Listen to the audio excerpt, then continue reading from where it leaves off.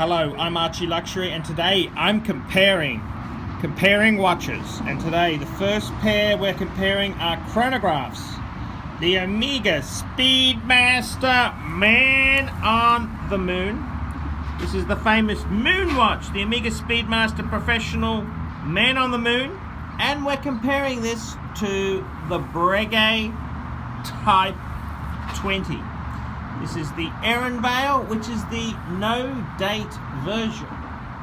So let's compare the two. Now what I've done is I've taken both these watches, I've taken the bracelets off, and I've fitted them to a leather strap. I put a distressed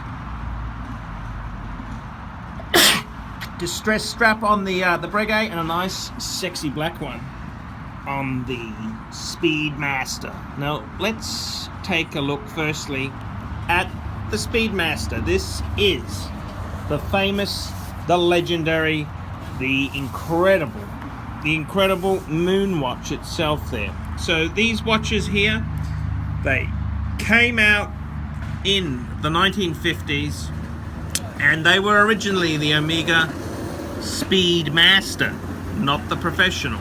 And what happened then? Wow. That original Omega Speedmaster with the famous 3-2-1 movement, that's a column wheel chronograph, it developed into using the 861 movement, which is a CAMS chronograph, so a little bit of a poo bar, but hey, still a fantastic piece. Legendary manual wind movement. The watch, legend has it that NASA went out and got a Rolex Daytona. They got they also got the a Breitling and the Omega Speedmaster before they chose one. They only chose one. Who did they choose? They chose the Omega. Ever since then, the Omega has proudly been flight qualified by NASA for all lunar missions. Manned space missions. Flight qualified by NASA for all manned space missions. The first watch worn on the moon, hence the moon watch, the man on the moon. And I gotta tell you, this watch itself has remained fairly true to form. The watch has not changed terribly much. The watch itself there, it's a very classic design, chronograph. And click it, and she's off there. Quite a beautiful, very beautiful chronograph. Very simple eyes there. It's got the three dial layout. At the 3 o'clock position, that records the minutes. At the 9 o'clock, that is the normal second hand of the watch itself. And at the 6 o'clock, we've got the markers. This marks the passing in half-hour intervals. So very interesting indeed there. The Omega Speedmaster Man on the Moon watch, very elegant, nice pushes, commemorative back. Well, I'd be very proud of a lunar mission. Very cool piece. The next piece is another piece owned by the Swatch Group. That's right, Omega's owned by Swatch, and so is Breguet. Take a look at this piece here. Absolutely sexy, absolutely stunning. This is the Breguet Type 20. Type 20 because the French Naval Air Force, Navy/Air Force, because it was, the Air Force was a division of the Navy, long story. They commissioned a certain type of piece. It had to be a certain size, it needed certain markers, it needed certain specifications. Type 20 specifications, and that is exactly what this is here. Breguet was famously a French company which moved to Switzerland, so hence the French connection. Now if we just take a stunning look at this piece here, we can see a quality chronograph. Look at this chronograph here. Take a look. Look at the Breguet script. Just the script to write Breguet on the dial is sexy and gorgeous. Take a look at those Arabics. Very, very Art Deco type Arabics. And on this piece here, one thing that really stuns is this highly polished bezel. It's a bezel like a Submariner, so it's got multiple timing mechanisms on this piece. A Breguet wouldn't be a Breguet without coin edging. Take a look at the coin edging on this piece here. Absolutely stunning. And it's a very, very traditional Breguet design. It's very much pocket watch design with the added, the lugs have been added as an afterthought, which is different to the Speedmaster. And if we flip this little critter over, what do we see there? Well, we can see it says Breguet Type 20 XX. It tells us it's an automatic. It tells us it's 100 meter water resistance.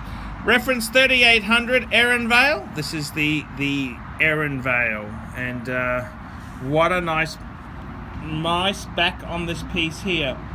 This piece is using a Lemania based movement. It's using the Breguet 582 movement, which is made by Lemania, and it's quite an interesting movement indeed. It is unfortunately it's not a column wheel chronograph. It is a cams, but a very nice cams chronograph at that indeed. And just taking a sticky beak here, the beautiful Breguet crown on the piece, and the coin edging continues all the way around this case. If we take a look at this, if we start this wonderful chronograph, click, it's also a flyback chronograph, which is that's a pretty nice thing as per Type 21 specs.